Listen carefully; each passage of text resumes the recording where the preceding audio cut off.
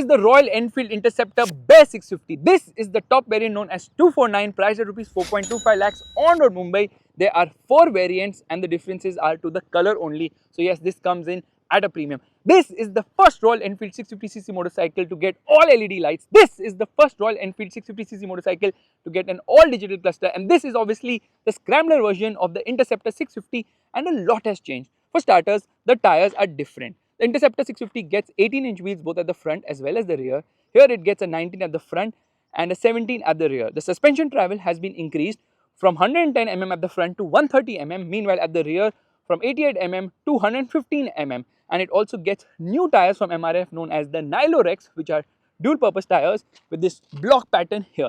320 mm disc here, 270 mm disc at the rear. A lot has changed here, including the forks, which are 43 mm upside down forks from Showa. Meanwhile, the Interceptor 650 obviously gets telescopic forks, not upside down. There's a reflector here. There's a fork guard right there. This bike gets spoke wheels, but unlike the Himalayan, these are tube tires, not tubeless. This is the radiator. You get dual horns, one on either side, all LED lights. So this is the low beam, this is the high beam LED indicators. I've turned on the hazards at the moment. It also gets a USB-C charging socket right there, which is a cool feature to have, because obviously people who ride motorcycles these days want to charge their phone, listen to music and not really enjoy the exhaust of the motorcycle. And that's the reason Royal Enfield has actually dropped one of the exhausts from here, because all Royal Enfield 650cc motorcycles get dual exhaust, because this is a parallel twin engine. However, this one is having a 2-in-1 exhaust, which is closer to the body, which means easier maneuverability in the city because the 2 exhausts don't jut out from either side. However, this bike needs to be a bit wider because the engine casing is such that you tend to hit it when applying the rear brakes. So this should have been either little out, or the bike should have been wider to accommodate the engine better. Parallel twin engine looks absolutely lovely, and you obviously get this sort of a treatment on the pegs for better grip here too, because this is more off-road centric. Meanwhile, steel tubular double cradle frame here, which gets some revisions because it has been strengthened a bit, resulting in a weight increase on this motorcycle. However, because of the single exhaust, the overall weight has actually come down by 2 kgs. This one weighs 216 kgs. The ground clearance has been raised 184 mm. Meanwhile, the seat height is quite a lot at 830 mm. Yeah, that is crazy. The seat is much more comfortable when compared to the Interceptor 650. This tank will accommodate 13.7 liters of fuel, adjustable levers, but the adjustment is not the best to do. Meanwhile, it says Royal Enfield here. This is to get into the menu button. This is to get into the home button. Again, adjustment of the levers, not the easiest to do. Chrome on the handlebar. The handlebar is wider now. It's also a little forward, which is not the best because the riding position suffers. Meanwhile, the peg placement has gone a bit lower and forward as well, but I'm not really happy with the way the pegs have been done on this motorcycle. The tires are not that great off-road, which is quite surprising. And this is the grab rail to hold on to. Meanwhile, if you sit sideways, you can hold on here as well. The sari guard and the typical Royal Enfield light treatment there. So yeah, not much has changed because they always tend to do such lights on their motorcycle. Yeah, it is actually known as the Interceptor Bear 650. Engine is the real party piece of this motorcycle because dual cylinders, yeah, the Bear logo, fuel goes in right here. E20 compatible, there it says Showa as well. Now this cluster is interesting because firstly, it comes from the Himalayan 650 and Himalayan 450. There should be a Himalayan 650 as well, because this is actually the 6th Royal Enfield 650cc motorcycle. That's crazy. So many of these 650cc motorcycles came from Royal Enfield in different flavors.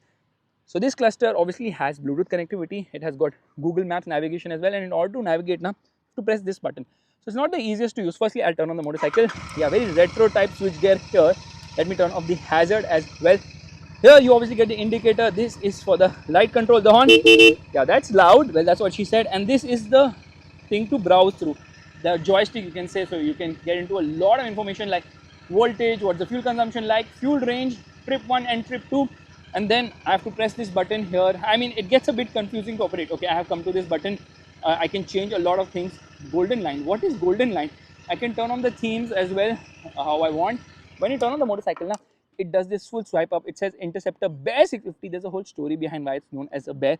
Not because it's heavy, which it also is. There's obviously no main stand here. The round mirrors are not the best as such, but let's turn it on once and let's rev it. Soft limiter at 7000 RPM. Not really. Let's start riding right away. Alright, let's turn on the motorcycle. and we're going to start riding it on such a location. There it is. I'm going to put it into first and stall it because side stand is up. So yes, it has the side stand thingy that it will automatically turn off if the side stand is on, obviously. And straight away we're going to be riding on a little bit of an off-road patch where I realized that this motorcycle feels way too heavy for its own good. Even though the weight has reduced, it does feel heavy, and the tires are not meant for such conditions. Even though these new tires from MRF, the Nilo Rex, are dual pattern tires, they don't really feel good over bad patches of road. Yeah, don't have the best of grip, and the ride quality is actually quite bad. So I'm not impressed by the ride quality either because it feels way too stiff at the rear. That's another problem. Yeah, the tires are not having much grip, and I'm struggling with the braking because I told you, the lever position is like really bad. I don't know what kind of testing do brands do, but that is a huge issue here. The way the brake lever has been done for the rear brake, and obviously the way this thing has been done, the ride, the suspension, not good, not impressive at all. But it does feel quite tight to ride because of the single exhaust, so you don't have to be really careful while making quick maneuvers, especially in the city, because the other 650cc motorcycles from Royal Enfield feel a bit cumbersome to ride in the city because you have to really take care of those two big fat exhausts sticking out from the rear. Vibrations are well contained, and that's the advantage of a twin cylinder engine. 648cc parallel twin motor, really smooth and refined, and the brakes are like horrible. At least the lever is horrible. The brakes are good actually, the lever is horrible, and the ABS feels a bit too oversensitive. But you can turn off rear ABS because this is a sort of a scrambler, but it feels more like a roadster in the way it is to ride.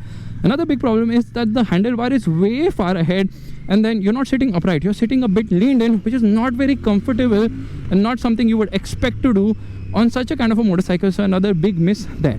But the engine is lovely, 47.4 horsepower, and the torque is increased now by 4.5 Newton meters to 56.5 Newton meters because of the new exhaust, making this the fastest 650cc motorcycle from Royal Enfield, going from 0 to 100 kilometers per hour in under 6 seconds, 5.7 seconds to be precise, which is actually quick. Yeah, it's quick, but it doesn't feel quick in the sense of scaring you silly. This is more about smooth and linear performance. In that way it absolutely excels. I think it sounds better as well because of the new exhaust. I think there's a lot of bass in the sound, and there's obviously a lot of wind blast as well. The vibrations are so well contained that the mirrors are not vibrating, something you don't see with Royal Enfield motorcycles, because the single cylinder engine motorcycles definitely vibrate a lot. And it is a 6-speed gearbox which is smooth with shift. The clutch is also decent. It's not very light, it's not very heavy, it has a right feel too, but it feels really stiff. Yeah, really super duper stiff, making it extremely uncomfortable. Even though suspension travel has increased quite a lot now, this is not a motorcycle which you will enjoy riding on bad roads. So definitely not meant to go off-road. So this is not a scrambler, it's just a better version of the Interceptor 650, which is just too stiff for its own good. And the struggle starts with the braking because of the way the pedal has been done. Yeah, that could have been done so much better as well, but I don't know why they have managed to, mess up there. This has a 13.7 liter fuel tank, mileage between 18 to 22 kilometers per liter. Okay, we're going to launch it here into first gear, revving the motor, rest to almost 7,000 RPM, and off we go. First gear 65 kilometers per hour, clutchless shift. Second gear 85 kilometers per hour. No, 94 kilometers per hour. Into third, which will see it 217 kilometers per hour. Clutchless shifts don't work all the time. And now we are into fourth with a lot of wind blast. Now, because of the revisions to the chassis which has been strengthened, this motorcycle definitely feels the best to ride amongst all Royal Enfield 650cc motorcycles, which is such a good thing. And making lane changes is good, so that stiffness comes into effect when you're riding it aggressively. But at low speed now, that stiffness is not that great, and then the struggle starts again with the braking. Yeah, come on Royal Enfield, you could do so much better with the brake lever. I think I'm going to start making aftermarket brake levers for Royal Enfield 650cc motorcycles, making it more usable in terms of the brake feel, because this is just bad. And how? And now it's time to take a quick U-turn. No, my signal is not yet ready. I am so confused. Let's go into reverse. There we are. No matter what you do, someone in an N-Torque will cut you off, break a signal and go, and you are still kept waiting. Never break a signal, trust me on this. Never ever break a signal. That's the safest way to be, because people will assume that no one's coming and they will just rush fast if their signal is green. Taking a U-turn, cumbersome. That weight can be felt, and off we go.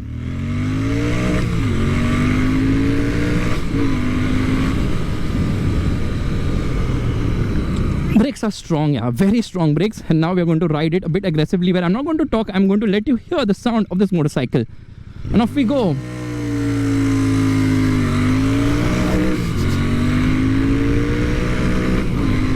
Red line comes in at around 7,500 RPM. This is a 4-inch cluster, which is really nice in terms of quality, and Royal Enfield is obviously offering a ton of accessories with this motorcycle, like you get a sun guard, a headlight grille, touring seat, touring mirrors and whatnot. That can be also opted for. There are 4 variants, starts at rupees 4.02 lakhs, going all the way to 4.25 lakhs for this particular motorcycle, which is the 429. I don't even remember the name. 249. Why is the name 249? Well, there is some mystery behind it. So in 1960s, one guy entered the Big Bear Rally or the Big Bear Run in California with a Royal Enfield motorcycle, and his number was 249, and that's from where Royal Enfield has tried to extract the name of this particular motorcycle, which goes to show that Royal Enfield has a lot of popularity abroad, and the competition abroad is like really crazy. So they definitely need to work on the weight of this motorcycle, and they need to work on the brake lever, and they need to work on the suspension, because this could be a phenomenal motorcycle if the suspension was right. The suspension is just so wrong here. It just feels so uncomfortable, and that's one of the major reasons I can't recommend this motorcycle to you. There are 5 other Royal Enfield 650cc motorcycles, so this is sort of a sandwich between the Interceptor 650 and the GT 650 on one side, and the Continental GT 650 is what I'm talking about, and on the other side you have the Shotgun and the Meteor 650, which are obviously more expensive, because the Meteor 650 goes almost rupees 5 lakhs on road Mumbai, which is expensive.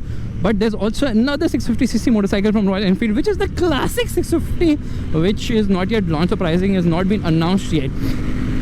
A lovely motorcycle, fun to ride, suspension unbearable. And on that disappointment, it's time to end. Thank you so much for watching on test. If you like this video, make sure to give the thumbs up, that's the like button, and also subscribe to the channel. I will see you guys in the next video real soon. Bye.